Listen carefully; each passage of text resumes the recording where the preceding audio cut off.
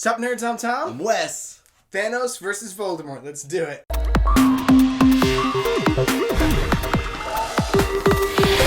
So if you've seen our thoughts on Thanos Rising, which we did a year or so ago, then you're...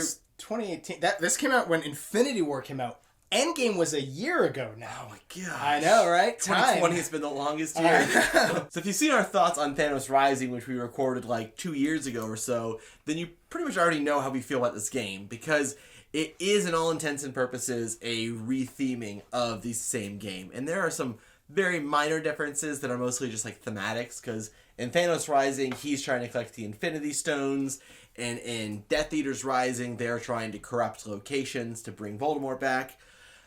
But the actual like turn-to-turn thematics and like what you do is pretty much identical. At least I can say that a lot of the abilities are different. Just a brief overview. If you didn't see a thing about Thanos Rising, you don't know what it is. You roll dice to try and get certain symbols to unlock either heroes on here that can help you or defeat villains on here before the main villain can get his thing, his win condition up. Which actually there's multiple, but destroy this many heroes or kill one whole player or whatever, that's like, sure, that's the alternate win condition, but like the main scheme thing for Voldemort, is corrupt a certain number of locations on the board, and for Thanos was to collect a certain number of Infinity Stones, which are fairly similar, because it's also like, it's like a track, right? Oh, he's going to add corruption to this card until it pops. Well, Thanos adds little tokens to this token until it flips over, and now he has the Infinity Stone. So the basic premise of the game is that all of the cards out here have icons on them, and you are taking your dice pool, which is based on your starting location and any characters you have that may add to those dice, to try to roll the symbols on the cards using like Elder Sign rules, which means you have to spend at least one die every roll, either on the card, or if you don't match up anything, you just ditch it and you lose that die and you roll again, and you keep going until you're either out of dice or you've assigned, or it's really until you're out of dice, because even if you assign this, you may want to come over here and assign something, like each of your locations has a specific ability as well that you can use. But you're trying to roll your dice to match the certain symbols to either, like you said, gain them to your team or kill them off. The non-thematic differences, I do think that... So first of all, also this one goes up to 6 players. This one is 4 players, but there's a promo that can let you go up to 5 players. He said your starting location gives you your dice pool and it has abilities on there. In Thanos Rising, like, the abilities were different. I think it had a lot of them had this: if you roll this on your very first throw, you get an ability. And I like how these are there's a lot more spend abilities. Spend a die to do this. And so you actually do fight Voldemort. Like, he's a card in there that comes out, and that's not a thing in Thanos Rising. You just have to defeat a number of his villains, I think, until, before he gets all the stones, because you've seen the movie, you don't actually defeat Thanos, or they don't even really fight him. So, like, mechanical differences. And I guess maybe we're done talking about differences, because I was about to say, I don't want this to be a comparison video, because there are other blank Rising games that are out and more coming out. So I feel like we'll probably do a video comparing like all the Risings when there's a bunch out. If we ever get Darkside Rising. We'll get it. We'll get it. If you have a copy, send it our way. At its roots, this is a dice chucker. On your turn, you are going to be throwing dice, trying to get certain die roll, and there's like symbols to make it more thematic and make it feel cooler. But it really is just, I'm checking dice, trying to get the right thing on my dice. I mean, I do overall like this game. I think it's a good system. It's somewhat intro. I think the only complaint that I have here is one of the same complaints I had with Thanos, is that it is a little bit basic. I would want there to be just a touch more, mostly in that, like, so the abilities on cards and stuff, they're an awful lot of the same. I think this one's actually maybe a little bit better. There's still like a lot of cards that are like, get an extra die, heal people, get an extra reroll. Yeah, so like a lot of the cards fall into the same category, and that's one of the boring things for me. I'm like, if they were all like unique, or there were more categories that they fall into. But I mean, then also the other issue is that, like, this is a hard game, like a punishing game.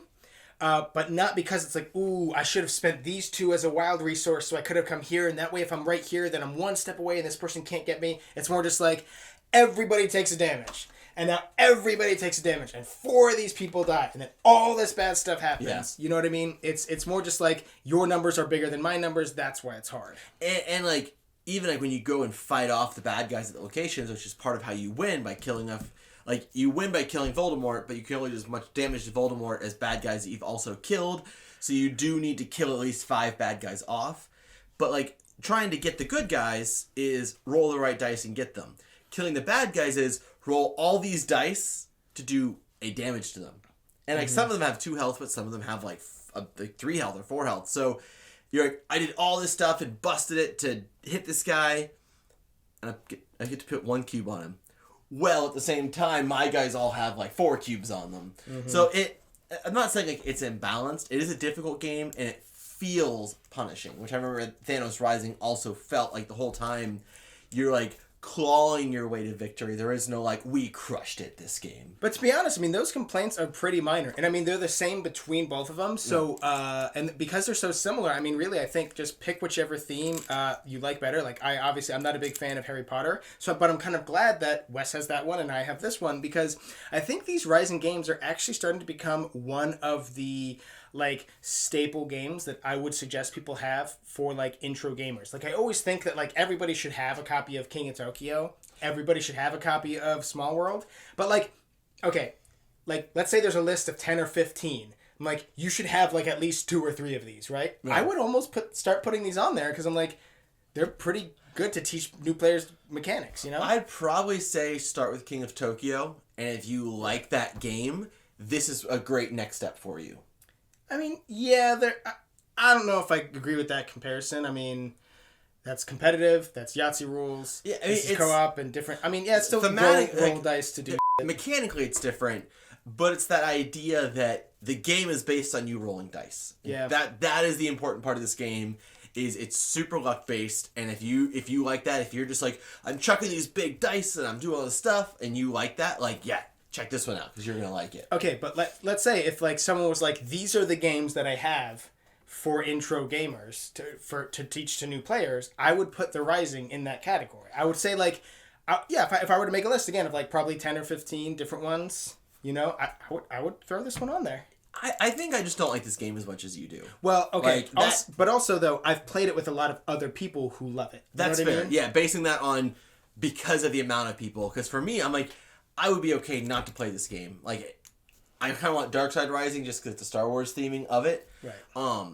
But if it was just like, hey, we've got these 2, I'm not like, sweet, I finally have one of these Rising games now. Like, I'd be okay if this wasn't in my collection.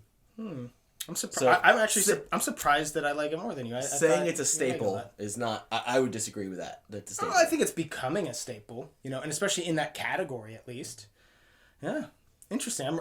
I really thought I didn't realize I liked it more than you. That's crazy. But if you do want a copy of Rising in your collection, we will put a link to Death Eater Rising. We'll put a link to Thanos Rising. If you live in Europe, maybe we'll find you a link to Darkside Rising. There's a Dalmatians Rising. No. The Batman Who Laughs Rising, and others. Daffy Duck Rising. While you're down there, make sure you also check out our link to this awesome Game Topper, which really makes any game you're playing that much more fun, because you're playing on like a real dedicated tabletop gaming surface.